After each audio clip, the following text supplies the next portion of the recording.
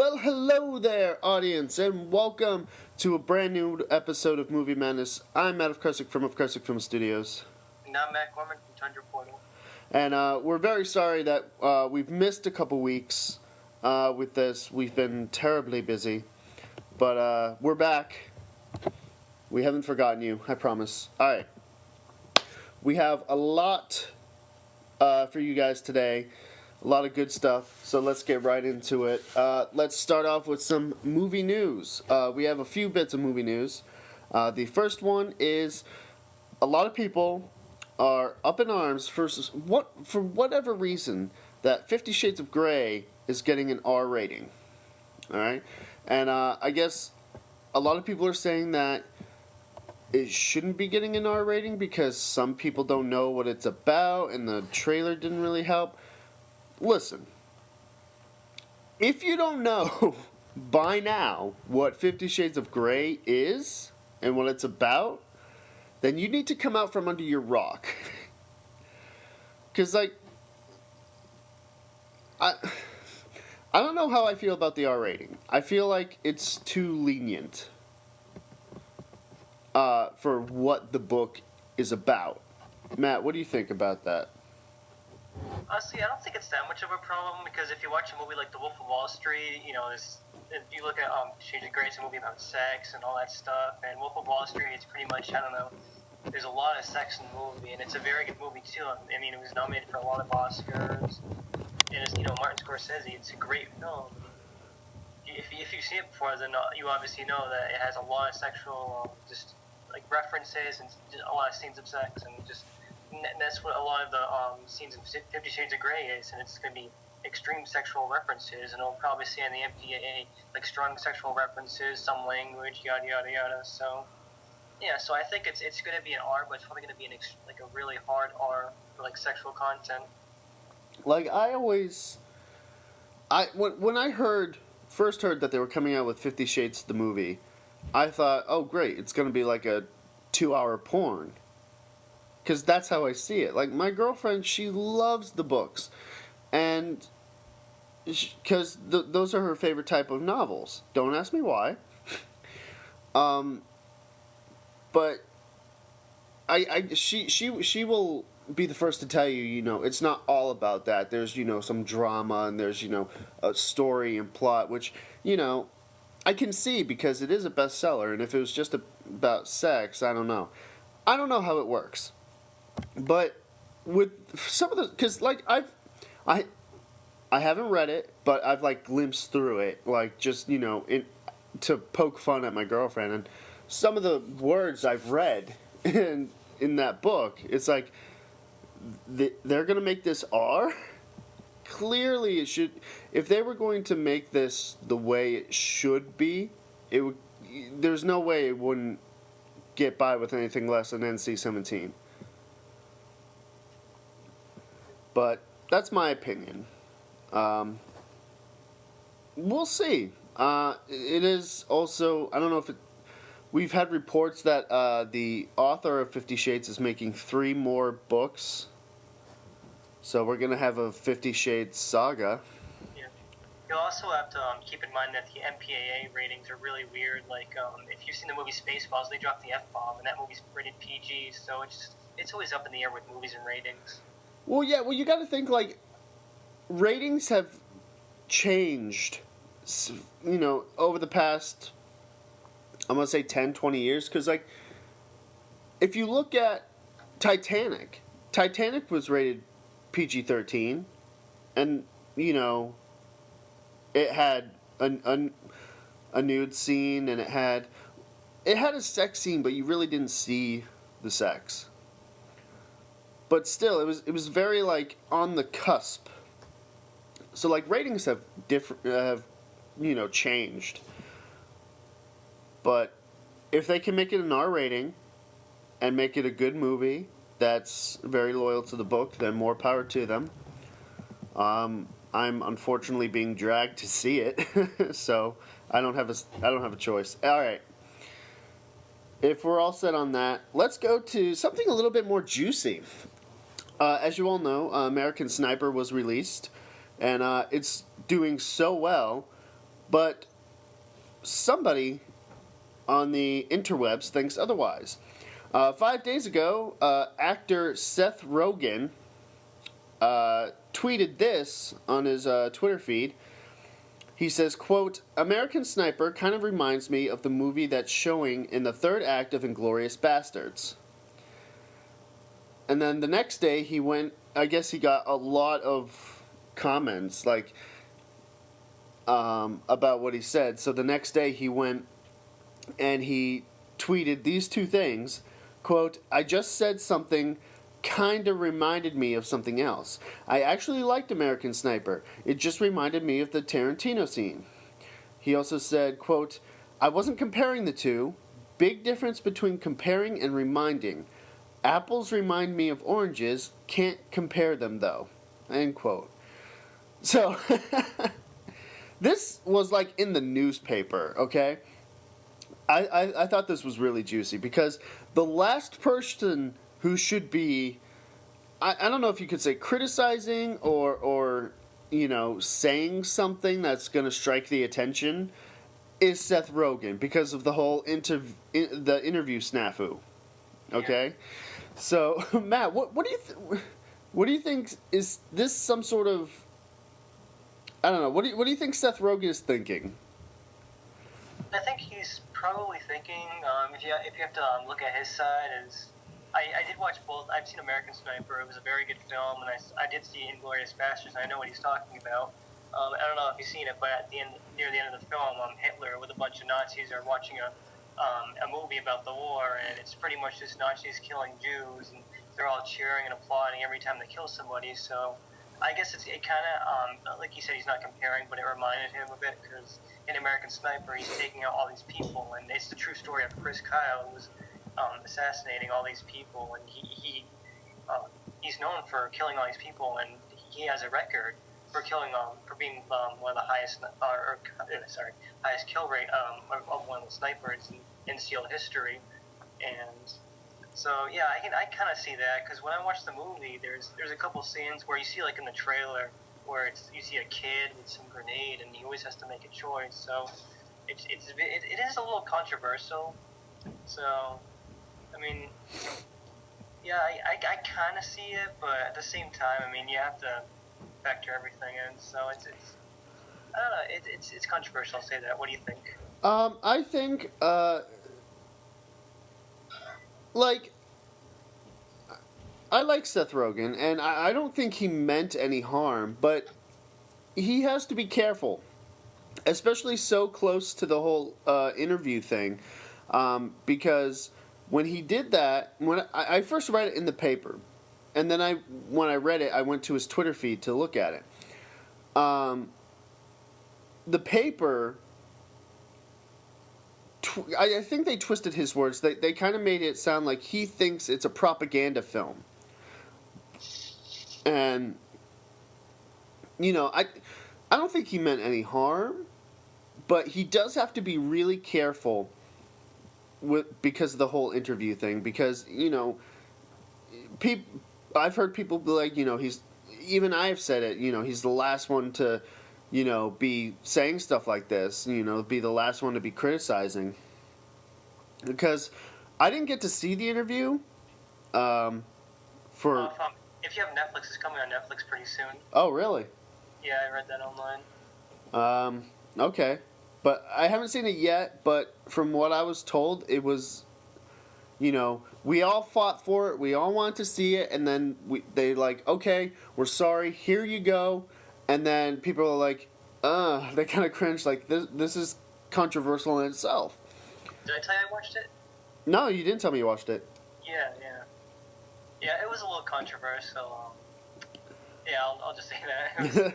It's pretty much kind of a controversial movie, because Seth Rogen and James Franco, they go to North Korea to try to assassinate Kim Jong-un, but it has a lot of their comedy in it, so most of it is just them being, like, you know, doing Seth Rogen and James Franco stuff. Yeah. I want to know this. Are Seth Rogen and James Franco dating? Because they do a lot together. I think they're just good friends. They've done parodies of, I think it's that Kanye West music video together, just to be funny, with Seth Rogen, like being the captain, like his shirt off, like riding in the motorcycle. Yeah, So, that's so funny. Seth Rogen and James Franco dating. Take that, internet, and run. But yeah, I think he didn't mean any harm. He, is just a simple tweet that, got blown out of proportion. So, hang in there, Seth. All right, next piece of news. We have some news about the new Pirates of the Caribbean 5 plot. In a recent interview, Brenton Thwaites said the following, quote, "It's about a young man who wants to reconnect with his father, Davy Jones. There's a curse that prevents him from doing that. I think it's about how he goes around that and tries to fix it, and he has to save his dad. I'm looking forward to it. It'll be a lot of fun." Let's talk about pirates for a second. I love Pirates of the Caribbean. I love Johnny Depp as Jack Sparrow. The last one, the fourth installment, I can't think of it. It was Pirates of the Caribbean on Stranger Tides. on Stranger Tides.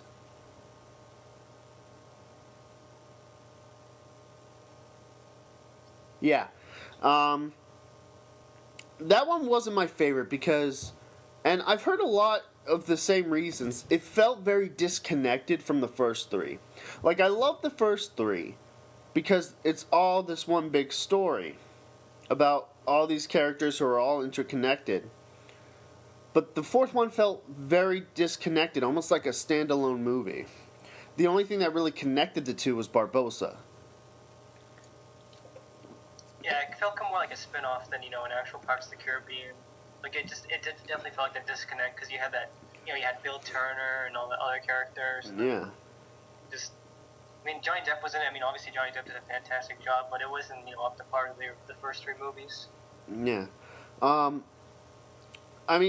think the only thing that the fourth one had going for it was Johnny Depp, because I love watching Johnny Depp as Jack Sparrow. I could watch him all day, every day as Jack Sparrow. I like the ideas of the mermaids and the whole Fountain of Youth, but I think the way it was kind of executed near the end, it just kind of... Yeah. I see what you're saying. Don't get me wrong. It's if you have nothing else to do and it's on TV, it's a fun movie to watch. Yeah, it's a nice way to kill time. Yeah, it definitely is good. It's just not up to par, to the original. Right. But I have a glimmer of hope for Pirates 5 because Orlando Bloom is said to be returning. And this actually, because we know Orlando Bloom took over the spot of Davy Jones. So this could be the continuation of that story. So we might get a little more connected back into what the original trilogy was about. So I have a glimmer of hope that, because let me tell you something. These movies, they're fun, but the last one, they kind of, fell off their tower. They need to start doing these movies a little bit more right to, get back up there. I thought that was my phone for a second. Someone gonna answer that? Yeah, it's Answer your phone, Matt. There we go. All right. Yeah, Matt. Do you have anything else? No. All right. I'm excited for Pirates 5. We'll say that. I am excited for Pirates 5. It's coming, I think, in 2 years. Yeah, 2017. That's yeah. last. So we have a bit of a wait. So let's hope we get some more news on that, because I am excited for it. Okay, the next bit of news, Simon Pegg, as we all know, of the creator and actor of Shaun of the Dead, Hot Fuzz, Paul, what's the most recent one he made? The World's End? The World's End, yeah. He is not only coming back to reprise his role as Scotty in Star Trek 3, but he has now been brought on to co-write it. Now, from what I've been hearing, this is making a lot of people cringe because look at the movies I just list off. They're all comedies. So people are afraid that Star Trek 3 is going to be like a comedy. But I have different thoughts. I feel like Simon Pegg, who worked closely with J.J. Abrams for the first two, and was highly involved with the first two and know the direction of the first two, I think with that, instead of bringing somebody else in, I think he will be able to bring something to Star Trek 3 that's along the same lines. Like, working with J.J. Abrams on 2 Star Trek films, he's probably, he knows his mindset. He knows, how he works, how he thinks and stuff. So I think him coming on, yeah, he's going to throw in some of the comedy, which I believe we should have in a Star Trek movie. I think we should have little quips and stuff like that. But I think he knows, I think he knows what he's doing. What do you think?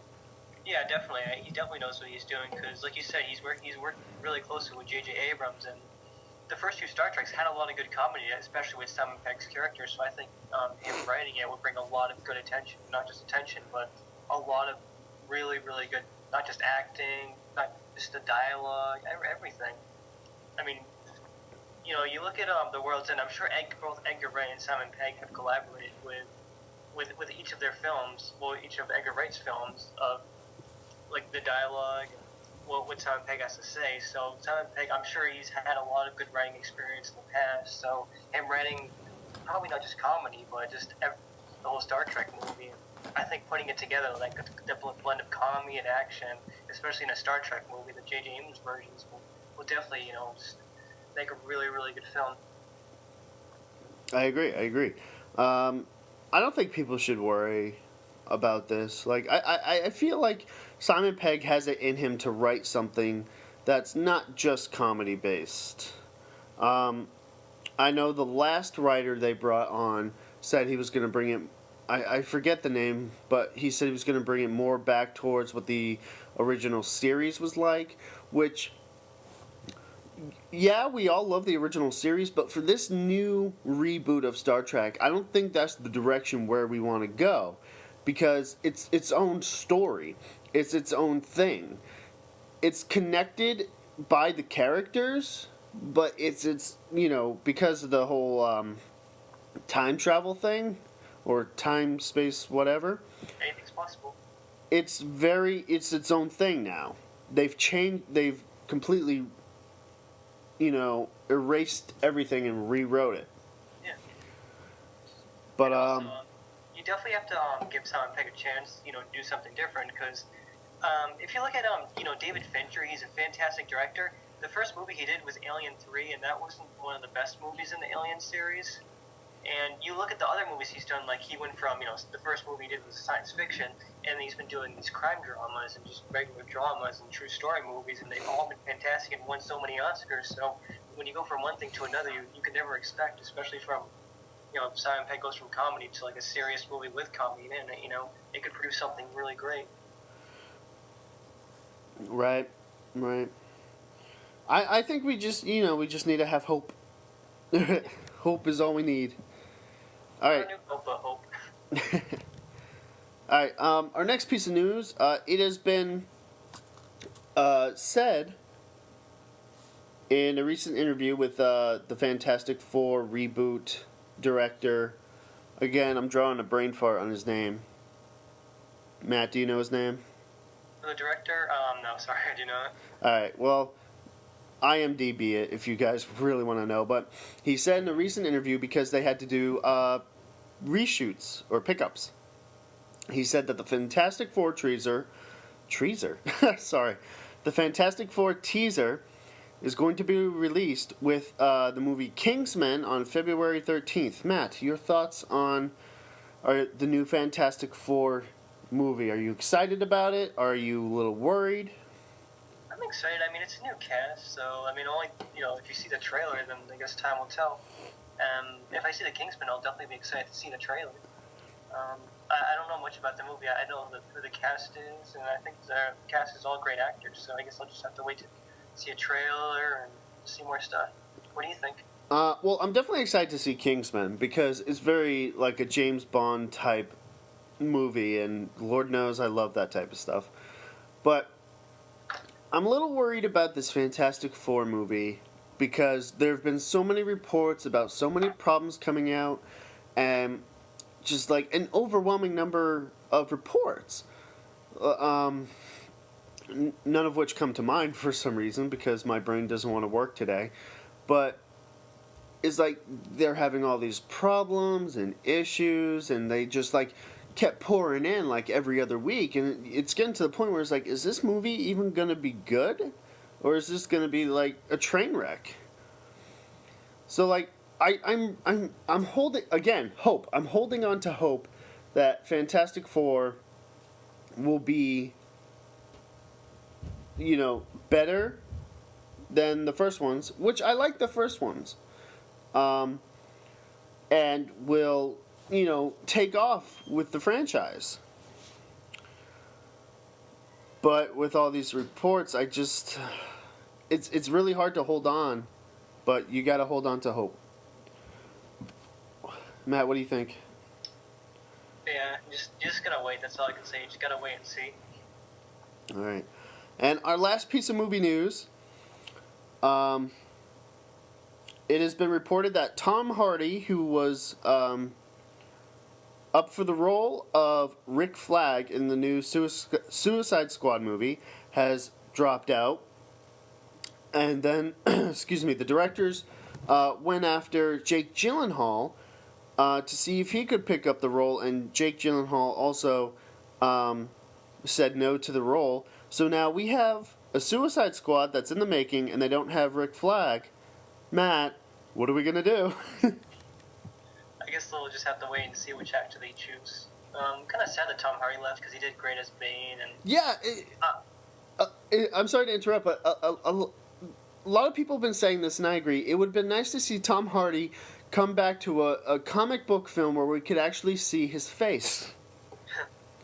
Well, I'm also excited to see Tom Hardy in Mad Max because I'm a huge fan of the original movies with Mel Gibson, and even yesterday I saw the movie American Sniper. I saw the trailer on the big screen with Mad Max. You see Tom Hardy, and I think it's going to be a great film. Yeah. But I will say, it's kind of sad to see him leave the Suicide Squad movie. And I know I went on to IMDb and I went to the trivia section of Suicide Squad, and I know. I'm trying to think of names. I think Mark Wahlberg was one of them. I know that, oh God. Brain fart. My brain does not want to work today. Oh, what's his name? don't worry, just put Ryan Gosling. I know a bunch of them, including Ryan Gosling, were considered for the role of Rick Flag. So if they had those actors that they considered good actors, like if you go to IMDb and you type in Suicide Squad, you go to the trivia and you scroll down a bit and you see, Ryan Gosling, so-and-so, and so-and-so were all considered for the role of Rick Flag. Why don't they just go and pursue those actors? I don't think Jake Gyllenhaal was on that list either. They just pulled him out of a hat. You also have to keep in mind, it's always a lot of it has to do with scheduling conflicts too. Like I know Emily Blunt was supposed to be Black Widow and Iron Man 2 in the Avengers, but there's scheduling conflicts, so they cast Scarlett Johansson. Which I think was the better choice. But hopefully they find somebody new for Suicide Squad, because I'm really excited for Suicide Squad. I've never heard of it before, but I'm really excited to see what it's about. Yeah, so I hope they find somebody. Yeah, they will. All right. We have now come to that part of the show for Random Topic. How this goes is Matt pulls a random topic out of his ass and throws it at me, and we discuss it. Wow. I don't think I got it out of my ass, but... All right, what do you got today, Matt? Well, this one's a little like controversial with working in a movie theater. So if you don't want to talk about it, we can talk about something else. But is it really that big of a deal to sneak candy in a movie theater? Like, I know you work there. Like, is it like that big of a deal? Like do people, do you guys like really like make a big deal out of it, or are you guys like more focused towards like people bringing in like drugs and alcohol? Okay, I am about to go off. All right. Okay. I shouldn't have said that. All right, let me explain something to you. Let me explain something to the audience, to the people of the interwebs. Movie theaters, everybody needs to know this. Movie theaters do not make a dime off of the tickets that we sell. All the money that we get that comes into us that helps pay for like all the stuff we have, all the food we have, all the employees we have is from concessions, from the food that you buy. That's why it's all overpriced. Yeah, if you have diabetes or you have a condition that you need to bring maybe like a candy bar or something in with you, we have no problem. With that said, a lot of people do sneak in food. Matt's holding up a popcorn that he got at the theater. A lot of people do sneak in food, and it's not really a big deal. Okay, I mean, like, if you're gonna sneak in food, just make sure it's out of sight. Don't like have it in your pocket where it's visible, or don't like carry it in like an idiot. Like, and I'm not kidding. A lot of people are really dumb about sneaking in food. It's ridiculous. Don't have it in a little paper bag or a plastic bag.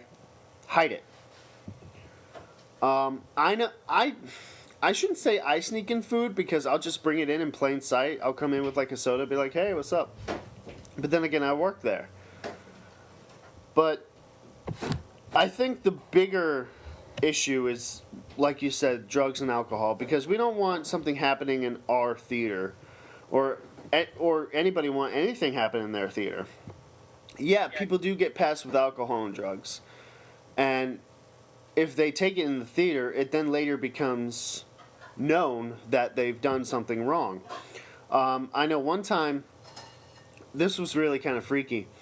I was on my way to go to break, and this kid who was a few years younger than me, not even in his 20s yet, he's standing in the doorway of the bathroom, and he looks at me, he's like, "Excuse me, sir?" And I'm like, "Yes, what can I help you with?" He says to me, "I don't feel right." And the minute he said that, I'm like, "Oh, shit." He pulls me into the bathroom, and when he pulls me into the bathroom, I notice that it's just him and I in there, there's nobody else, and I'm not trying to be racist, but he was African American, and I am a skittish white boy, so I was a little bit afraid. But he was just like, I need someone, I need some help, blah, blah, blah. And he's like, he kept looking at himself in the mirror. Like, I don't know what he was on or what was going on, but he wasn't in his right mind. He seemed coherent. Like, I could have a conversation with him, but he was like all over the place. So I called the manager, and I brought the manager inside. He's like, "I need somebody to restrain me." Red flag word. Whenever somebody in a theater says restrain, that's bad news. So this whole thing went on, and he ended up getting taken by the ambulance, aka the police. And I forget what he was on, but he was definitely. They told us he was on something. And I wasn't really that scared. Like, he didn't seem dangerous, but like, what if he had been? So that's a big issue. Bringing drugs and alcohol. Like, the other day, there was drunk people in the theater. I was cleaning it. It was getting out, and they were being, really goofy and crazy. And then I realized where they were sitting, there was a bottle of, I think it was like Boston liquor or something like that. So yeah, it is an issue. But Yeah, when I saw Bad Grip, not last year, but was it? I think it came out in 2013. I remember it was November I saw it, and when we first got there, the movies were about to start, and at first it smelled like it was like cigarettes, but then we noticed it smelled kind of like marijuana. So the whole time we knew somebody in front of us was smoking that or smoked it. yeah, It was a very strong smell. So the whole time in the movie, all I could smell was that, and then these people the whole time were talking and laughing. And when we left the movie, we heard beer bottles, and when I looked over, there was just like beer bottles just lined up, like in front of like in one of the first seats, and just the whole time they're talking, and it really ruined the experience for me. yeah, like those people can ruin the experience. And it just kind of like. I mean, I don't mind, like, obviously drinking. I mean, I understand drinking and everything, and, there's nothing wrong with, like, people obviously smoking marijuana and stuff, that's fine, but, like, if you're, like, going to, like, a public place and you're being, like, obnoxious and, Right. when you do it obnoxiously in front of everybody, especially when you're trying to watch a movie, then, it kind of ruins it for everybody else.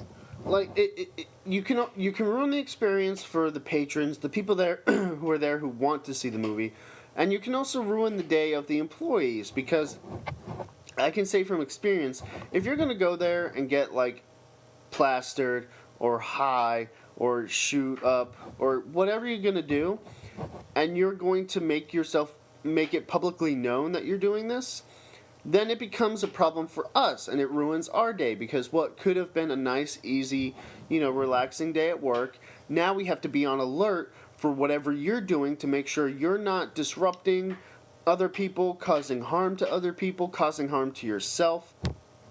It just creates a mess, especially if we don't know where you are. That's the biggest thing. There was one time where, somebody said, oh, these people are doing something, and we didn't know what theater they were in. Yeah, because you guys have 14 screens. So right, we had to literally shut the movies off in every theater, turn on the lights, and look for the people that were described to us. It creates a really big problem. So, my message to you guys out there, if you're gonna, I'm not saying don't smoke, don't drink, don't do this. You do you, boo-boo. But if you're gonna do it, don't go to the theater. Or don't go out in public. Stay in the safety of your home. Okay? Because we don't want to deal with your nonsense.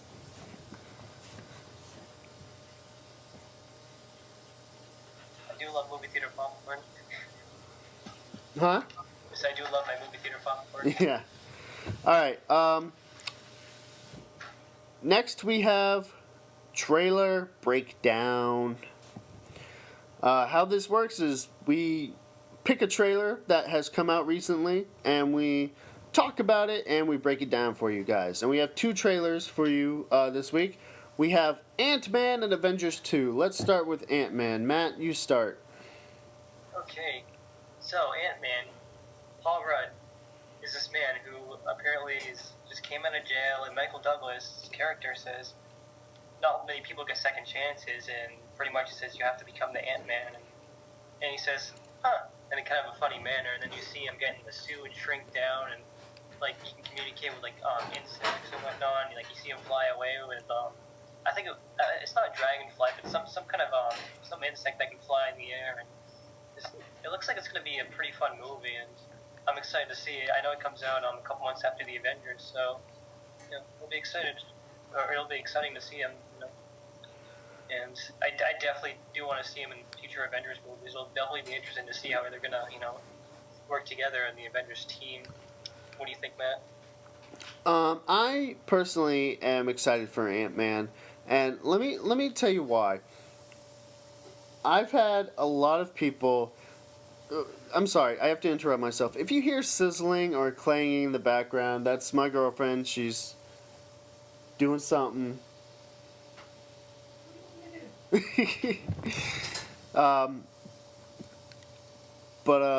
Yeah, I can't wait for the fact that I love the idea of Ant-Man, and a lot of people aren't too sure, especially the new teaser poster that came out. Have you seen the new teaser poster? Yeah, it's like a little like. It's just like a white poster. At the bottom it says Ant-Man, and then in the middle of the poster is this tiny little Ant-Man that you can barely see. It's a little speck. And I think it's hilarious. A lot of people are like, really? A lot of people don't have faith in this movie. They think it's going to be Marvel's first flop. But look at it this way. Marvel has done right by us from Iron Man 1 all the way to now with Guardians of the Galaxy. I think... Let's do a head count. Iron Man 1, The Incredible Hulk, Iron Man 2, Thor, Captain America, Avengers, Iron Man 3, Thor the Dark World, Captain America the Winter Soldier, and Guardians of the Galaxy. That's 10 movies. 10 very successful movies. I think at this point, they're allowed a freebie. Let's say I'm wrong. Let's say this movie blows and it is Marvel's first flop. I think we can give it to them. I think they've earned a freebie at this point. Yeah, because I know they took a big chance with Guardians of the Galaxy, and look how that paid off, you know? Yeah. Yeah. Not just the box office, but it's just a fantastic movie. And I know Marvel, even the president of Marvel said every movie is a risk, and you know, Ant-Man is one of the original characters, so the only thing it was to make a movie, and if it's successful, then that's even better. And even if it doesn't do as well, you know, Paul Rudd will still be Ant-Man in these upcoming Avengers movies. Right, and in the universe. I think the creators of Ant-Man, the writers and directors of Ant-Man, are on board with us. They know how ridiculous it is to make a movie about a guy who can grow and shrink. And that's why at the very end of the trailer, Paul Rudd says, question, is it too late to change the name? One question. Is it too late to change the name? I think they know how we feel. They're like, I feel like that's them trying to say to us, look, don't worry about this. We got this. You guys are going to like this. It's going to be a fun movie, you know. I'm going to sit in the theater. I'm just going to zone myself out and just say, okay, guy can shrink and he can do crazy things with insects and just do crazy things. I mean, and yeah, a lot of people are like, oh, Ant-Man, you know, that's the worst power, you know, blah, blah, blah. Let's look at Captain America. You know, he's, you know, a super soldier who is an incredible gymnast and parkour. You've got Thor, who can fly and summon lightning. You've got Iron Man, who doesn't have any powers. He's just a guy in a suit. So, like, how far-fetched is it to bring in this guy who wears a suit that helps him grow and shrink, you know? Yeah, it's like Iron Man. I mean, Iron Man, like you say, Tony Stark doesn't have any power, neither does Ant-Man, but they both have armor that does crazy things. Right, like, it's really no different from Iron Man. Well, it is different, but the concept is the same. And I'm going to stand by Ant-Man 100%, no matter what.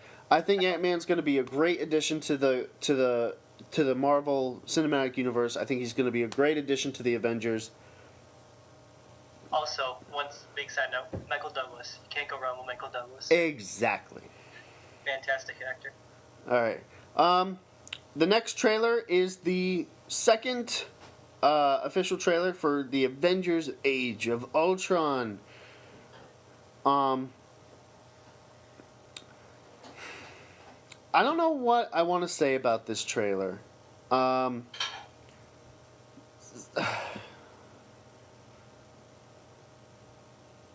Matt, you go first, because I'm trying to pick my words carefully. Well, it got me as excited as the first trailer. I mean, you see the main cast members, and once again, you see Andy Serkis very, very short, in a short period of time, like half a second, holding up some gun. So I think they announced he's going to be some character named the Claw or something. I have to do more research into that. Like they just announced what his character's going to be, but. And then I know on one part of the trailer, what's interesting is you see more of the Hulk and Iron Man about to fight. Like you see Iron Man that thing I think is the Hulkbuster armor. That's what people online were saying. So it'll definitely be interesting. I mean, it comes out in a few months, so I'm very, very excited to see it. Hopefully I'll get to see it opening day. You've got your thoughts together yet, Matt? I do. I'm very excited to see Avengers. I've been waiting for this for a long time. My problem is that the trailer is just a more glorified version of the first official trailer. If you look at the first trailer, and you look at this new trailer, not much really has changed. You have a little more of the Iron Man Hulk battle. You have a little more of this. You have a little more of that little when they're in. I don't know if it's Stark Tower anymore. I'm gonna go ahead and assume it's Avengers Tower now. You have a little more of that in there. They've just taken the original, the first official trailer, and just thrown more stuff in it. They really haven't given us much more of a plot or any details surrounding what's happening. It's just a bunch of cool action shots. And I want to know, I kind of want to understand what's happening. Why is Hulk and Iron Man fighting? How is Ultron created? This, that, and the other stuff. Obviously, I'm going to enjoy the film, and it'll all be revealed when we see the film, but I'd like a little something more, Well, I will say it's good that they don't give us too much, because sometimes trailers give away big parts of movies, and it'll be good just to see the whole experience. Kind of like with The Force Awakens, we only saw 88 seconds, but it's good that we didn't see everything yet.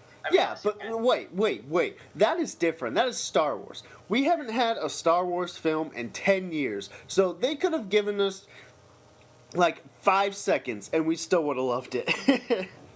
That's true. Alright. So those are our two trailers. Next, we're going to go to our the segment of the show called Viewed and Reviewed. Since it's been a couple weeks, Matt and I have both seen various movies, so we have 3 movies that we're going to review for you. We have, the first one is The Wedding Ringer, which I saw.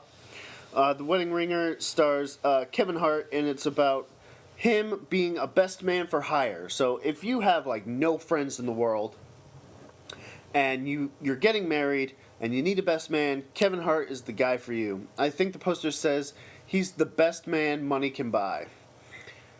And I love Kevin Hart, and I went and saw this movie, and it was pretty funny. It got me laughing.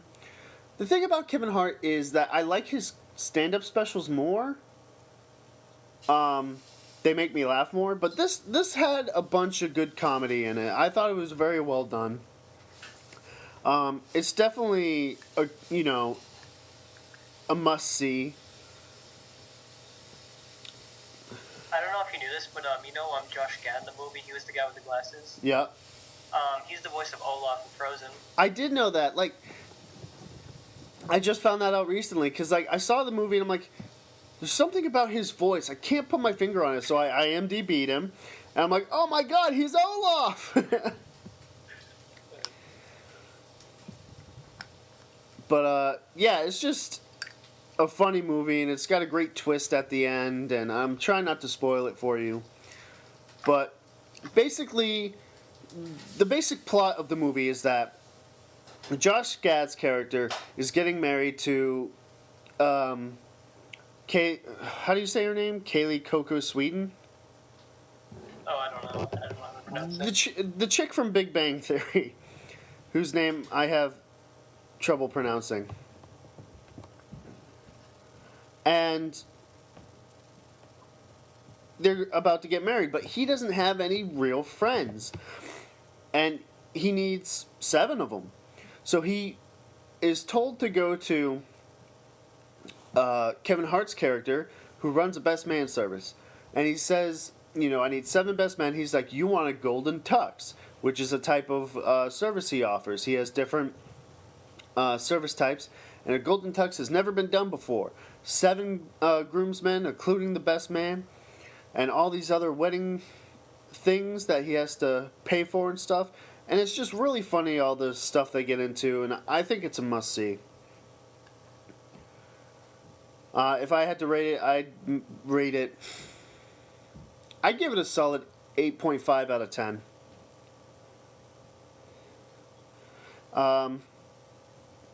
You haven't seen it, have you? No, I have not. I've seen commercials and it looks really fun. Yeah, you should see it. All right. The next one I'm going to hand over to Matt because I haven't seen it just yet. I'm hoping to see it soon. But it is none other than American Sniper. Matt, take it away. Yeah. I'm going to try and make this really short without spoiling anything. And also, I said this earlier in the podcast.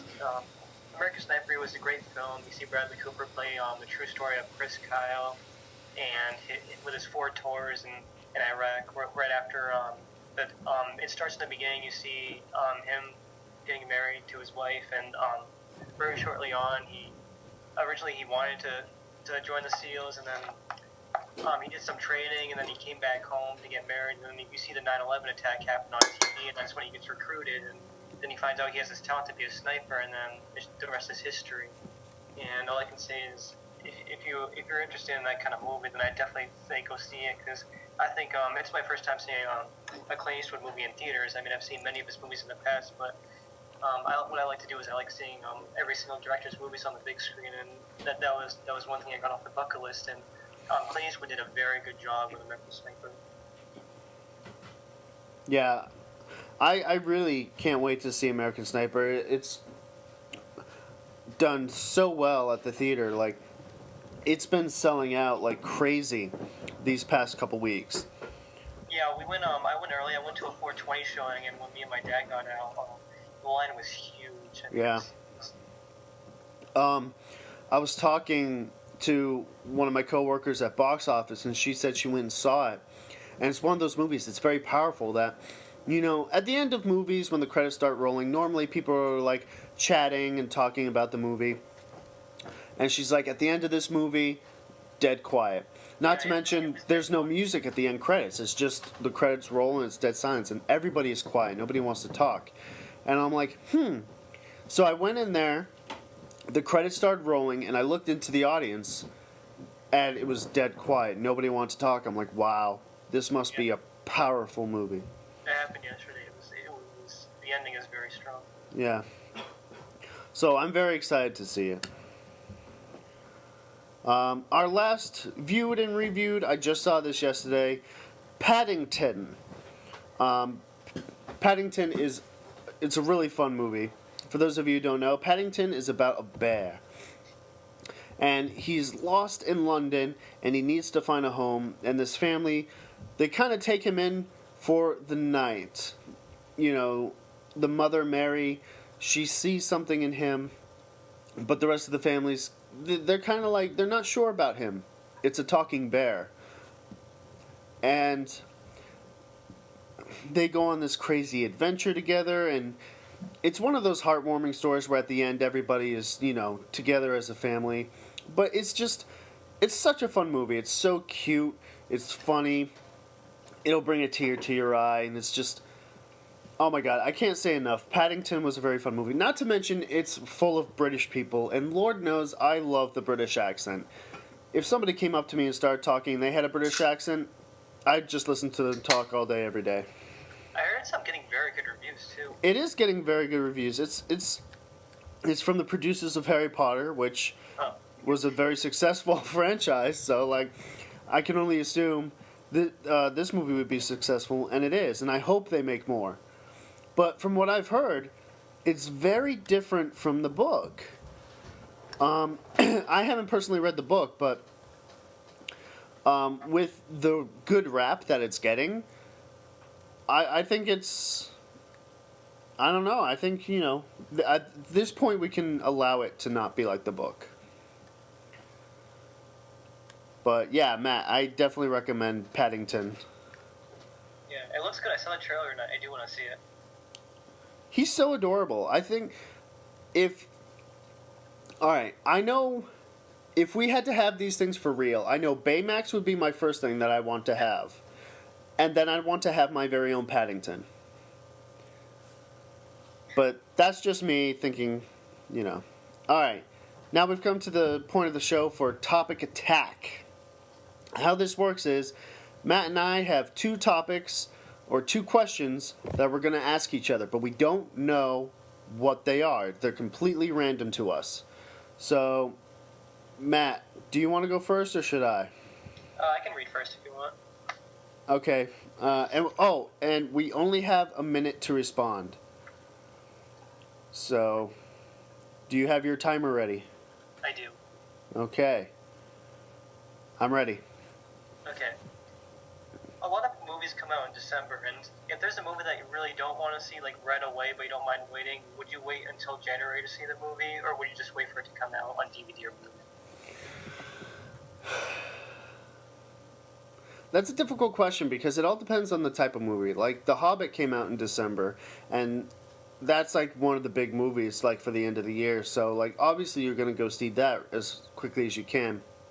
But for the most part, most of the movies that come out at the end of the year are just like, they're kind of like fillers. It's like, you know, we have nowhere else to put these, so let's put them at the end of the year. So I feel like, it's not a bad thing to wait, especially if you've got Christmas and all this other stuff that you're worrying about. So yeah, I think I'd wait till January. I like it. Good timing. What was my time? About 40 seconds. No, that's not bad. All right, I got a good one for you. Excited. All right, so in a recent interview, Jason David Frank, who played Tommy the Green Power Ranger in the Mighty Morphin Power Rangers TV show, said this after being asked about the new Power Rangers reboot movie. He said, "I emailed Saban and asked them kind of what you're asking me, but they do feel that I'm going to be a part of it because they feel there's no movie, at least without me. Whether it happens or it doesn't, I've been great to Lionsgate and I've been loyal to Saban. It's not like they own me, but if I want to ask for a personal favor, I've invested into their emotional bank account. I feel like it's fair to have what withdrawal... Hang on. I'm sorry. I feel like it's fair to have that withdrawal with them because I've done nothing but support them for the last 10, 20 years, in fact. So when that happens, I don't need to cash in any favors. I believe it's going to happen anyway. But when it does, I'll keep my fans involved. But I will tell you, it is being filmed this year. I know that for a fact, and it's going to be great when it is. Matt, what are your thoughts on Jason's comments and his involvement in the new Power Rangers film? Go. I think it's good that he said that, and I really, really do want Jason David Frank to be in the new Power Rangers movie because he's been involved in so many Power Rangers. Like he was in the original Power Rangers. He's been in so many new ones. He makes guest appearances in the new one. I think it's I can't remember the name of the new series, but I've seen a video of him making a cameo. And even in real life, I mean, I think he's a martial arts fighter, and you see his involvement. And he whenever he goes up to fans, like I follow him on Facebook, he's always so loyal to his fans, and you see him always signing the Green Ranger and the White Ranger, and I think he's the perfect. He is the Green Ranger, and if he returns as the Green Ranger or the White Ranger, it'll be perfect, and I'll definitely cheer for him on the big screen. 48.4 seconds, not bad. Here's my thoughts on this. Like, Tommy was my favorite character. The Green Ranger is my favorite Power Ranger, and if you ask me, his comments, I think they're a little bit conceited, especially with emotional bank account. I didn't like the sound of that at all. But, like, here's the thing about a reboot. A reboot is you're making it new. Yes, Jason David Frank has been the face of Power Rangers for a very long time. And he is very loyal to his fans. He always goes to the Comic-Con events or the Wizard World, whatever it's called, events. And he's always there signing and, taking pictures and stuff. And my friend Tom has met him. I hate him so much because I want to meet him so bad. But if you ask me, I think it's time for new people. Because he is very loyal to his fans, and for good reason, because we are the reason why he was so successful. He was the Green Ranger, then the White Ranger, then the Red Ranger, then the Black Ranger, and he's come back so many times. And the cameo you're thinking of is Power Rangers Super Mega Force, I think it is. Oh, okay. Yeah, I guess that's the new season of Power Rangers. If he makes a cameo, whether it be like a big or small cameo, just a cameo in the new reboot, I think that'll be fine. I'll geek out. But I think if he's a big part of it, it might not feel like a new Power Rangers because, you know, if you're bringing in all the old Power Rangers, it's not new. It's not a reboot. You know? I think they got to cast some new people if they want to throw a little glimpse of Jason David Frank or, you know, another one of the old Power Rangers. Fine. But, like, I feel like they should make it new. That's the whole point of a reboot. Yeah. Oh, I mean, you can make a new, but you can still have Jason David Frank. Like, I'm trying to be reasonable here. Like, if Jason David Frank pops up on the screen when I go to see Power Rangers, I'm gonna geek out because he's my favorite. There's nothing I can do, but I'm just trying to be like, okay, you know, I'm trying to be civil. He was also in the Power Rangers Turbo movie. I remember that. Yep. But see, here's the thing: a lot of people aren't sure about the new Power Rangers reboot because Turbo didn't make a lot of money. I don't even think it broke even for how much it was made for. Yeah, So well, you have to keep in mind, you know, this age of Facebook and YouTube. Obviously, a lot of people more people are gonna know about it because like they'll see like a YouTube trailer and like fan clubs and everything and like Facebook groups. It always brings a community together, and that's why you see a lot more people going to the movies. I think the only way to make this Power Ranger movie work is if it's reimagined. I know there are a couple of different groups on YouTube who are doing Power Ranger fan films that are very reimagined. They're very darker. They're more modernized and darker in the sense that yes, the lighting, it's very dark, but also the tone. It's not as lighthearted and, you know, like they're cracking jokes as they're fighting. It's very like gritty, like PG-13 type of stuff. I think that would make for a good Power Rangers movie. I will say, just as a joke, I don't know if you watched the original show, but whenever they defeat an enemy, they turn around, the enemy would fall over and explode. Yeah. I think Michael Bay would be a perfect choice as a director. Yeah. Take that, internet. Michael Bay direct the new Power Rangers movie. Oh God, that'd be terrible. See a bunch of product placement everywhere, just explosions, and then like Power Rangers with explosions. Yeah, they defeat the monster, he explodes, and then the Red Ranger pops open a can of Dr. Pepper. Then you see like the Goodyear blip. Okay. Alright, we've come to the part of the show, this is very new. Box office. We're going to tell you what's good at the box office right now. So, box office this week, number one is, of course, American Sniper. This week it grossed $105.3 million, which makes the gross number $108.7 million. Number two is Paddington, which made $25.2 million. Next up is The Wedding Ringer, which made $24.5 million. Number 4 is Taken 3. This week it made $17.4 million, which gives its gross number $66.2 million. And in 5th place is Selma, making $11.5 million this week, which makes it gross $29.2 million. Those are some pretty good numbers, especially for American Sniper. Yeah, definitely. I think it broke up Avatar's January record. I know it broke. I forget what record it broke. I heard it broke some record. I don't think it was Avatar. It might have been Avatar. I'm not sure. Yeah. But yeah, I really can't wait to see American Sniper. It looks so good. Whenever What? Sorry. I was gonna say, whenever I think of records being broken, I'm thinking of Avengers: Age of Ultron, especially Star Wars and Jurassic World. Those are definitely gonna break some records. Oh my God, those are gonna shatter box office. DVDs that came out this week, we have Annabelle, The Box Trolls, and Lucy. I haven't seen any of those, so I'll definitely have to watch one of them. I saw Annabelle. I thought it was alright. It wasn't up to par to what, like... Because it was from the producers of... Or the creators of The Conjuring. And I love The Conjuring. The Conjuring was great. But because this really isn't based off a true story, they just kind of pulled this out of their ass. I think it didn't do so well. Like, it had a few jump scares, and I kind of liked it, but I was expecting more.